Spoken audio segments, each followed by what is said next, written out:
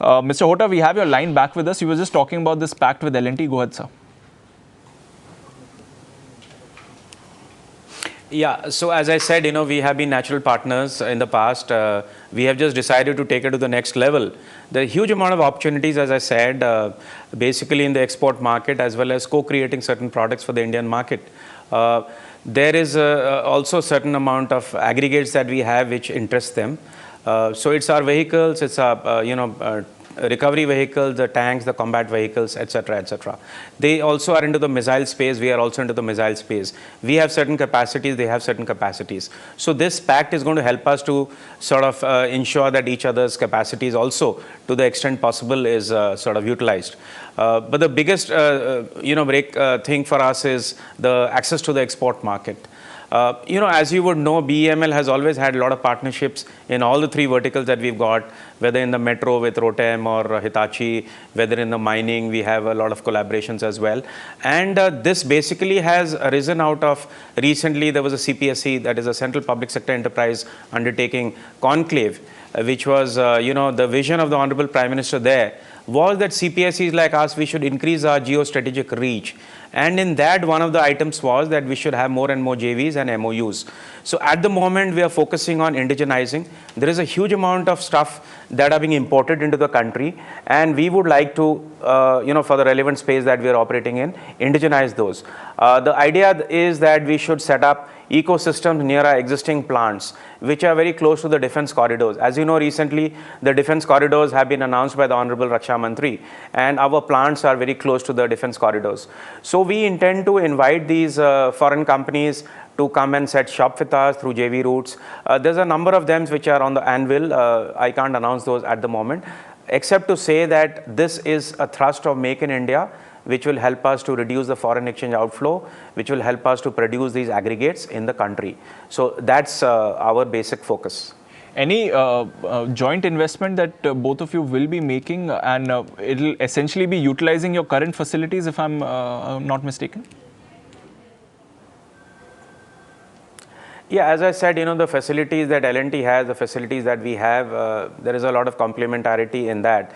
But there are times when, we could use some outsourcing to them, and they could also outsource some work to us. That is the, plan at the moment. There is no joint investment plan at the moment with L&T. But as I said, we are looking at a Make in India park near the defense corridors, close to our existing plants, where for defense, we are going to invite defense manufacturers whose parts are being imported at the moment, and we would request them to set shop with us through a JV route. Of course, these are subject to government approvals. Similarly, in the metro space as well, we are looking at a Make in India park next to a Bangalore factory in Bangalore itself. Now, there are a lot of aggregates which are imported, the brake system, the door system, the couplers, etc., etc. Now, we would like to have them produced in India, and that will give us a greater grip on the market, as well as help us to reduce the cost of these and reduce the foreign exchange outflow. And more importantly, the vision of the Honorable Prime Minister has also been to create an ecosystem of MSCs. So MSC, ecosystem is very, very important for us. We are constantly enrolling more and more vendors into this, and outsourcing has also been a very big thing for us. So these are some of the focus areas for us. Right, sir. Understood. So the scope of this JV could, in fact, go beyond defense as well. Just to understand, in terms of the revenue opportunity that arises out of this, any back of envelope calculations that you've done on what that could be down the line? And you had also guided for a 30% revenue growth for FY19. How are you on that, and will this help towards that? Well, 30% guidance that we had given, we stand by it. We really haven't come to any numbers that we are going to get out of this, because this is going to fructify maybe in the next 15 to 18 months. So as such, I cannot give you a number for this year. You're very right when you said that there are other opportunities with L&T, and we are also exploring in the mining space as well as in the rail and metro space, whether there is some collaboration possible with L&T. Fair enough, sir. I mean, like you said, it's another 15 months that you expect this to be finalized. But in the defense space, one of the complaints of some of the other players in this space has been the lack of order flows or the slow nature of order inflows. Is that something that you too are struggling with? Well, order flows, yes, we would be obviously happier with more orders coming in.